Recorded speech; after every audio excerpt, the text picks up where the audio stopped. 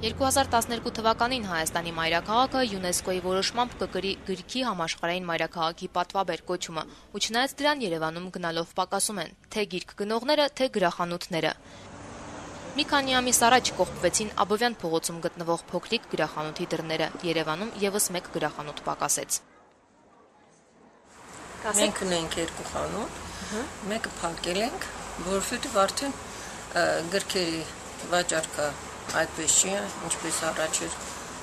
Գրախանութների թիվը Երևանում սկսել է կրճատվել դեռ տարիներ առաջ։ Երևանցիները հիշում են, որ մի քանի տարի առաջ Մոսկովյան եւ Աբովյան փողոցներում մեծ գրախանութներ էին գործում, սակայն այժմ մեկի փոխարեն դրամատուն է, մյուսի փոխարեն կոշիկի խանութ։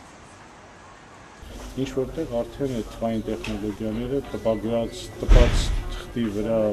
նյութի կարիքը մի քիչ պակասեցնում են, ինչն երևի ուրախալի է, վերջո ասենք թուղթը շատ էկոլոգիապես շատ կեղտոտ արտադրություն է, բայց ընդհանուր մի ժամանակ երևի ավելի շատ էին կարդում։ Հիմա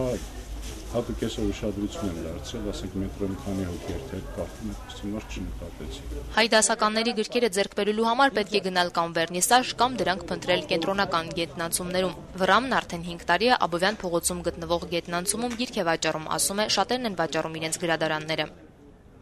Գնում եք տներից են գնում, ձեռքի վրա են կառնում, խանութներից, տպարաններից, վերցնում բերում ենք վաճառում։ Այս սևակը մի քիչ համեմատաբար ուրիշ գրողներ է շատ է վաճառում, Սևակը, Շիրազ, Չարենց։ Հրատարակիչների ազգային ասոցիացիայի ղեկավար Վահան Խաչատրյանը ասում է, իրոք խնդիր է հայ գրողների ստեղծագործությունների վերահրատարակության հարցը։ Միությունը 28 երկրները արդեն նպատակ են դրել, որ բոլոր երկրներում իրենց ստեղծել ավելացված արտադրության 5%։ Մեր հանրապետությունը դեռևս այդ քայլը չի արվել, մեզ մոտ ավելացված արտադրության 20%-ը բոլոր ապրանքների համար, այդ թվում նաև գրքի համար։ Այնտեղ այդ հարցը բարձրացվեց եւ շատ պարզ դրվեց հարցը, որ օրինակ մեկ գիրք հրատարակելու համար, եթե հրատարակիչը տպագրիչը ծախսում է 1000 դրամ, եւս 1000 դրամ ավելանում է ինքնարժեքին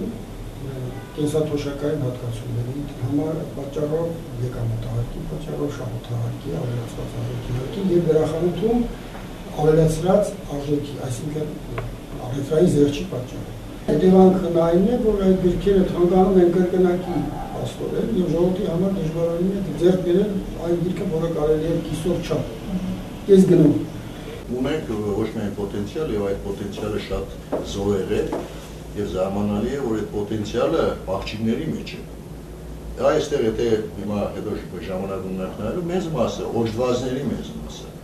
ընդդիր ոչ միայն քանակի, այլ որակի է կարող։ Աղջիկները են դեպքում, երբ որ մեր ժամանակ ճիշտ հակառակն էր։